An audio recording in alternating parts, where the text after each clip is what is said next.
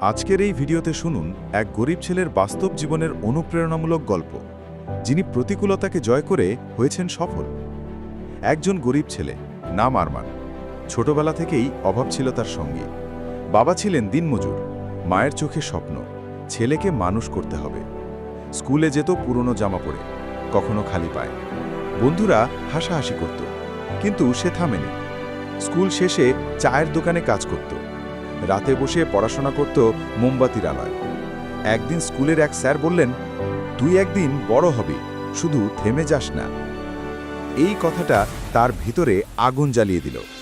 সে দিনরাত এক করে পরিশ্রম করল। এসএসসিতে জিপিএ 5, কলেজে স্কলারশিপে ভর্তি। যখন অন্যরা ঘুরে বেড়াতো, সে পড়ত।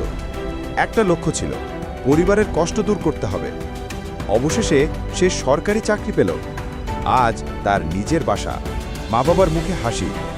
আরমান এখন গরিব ছাত্রদের জন্য একটা লাইব্রেরি চালায়।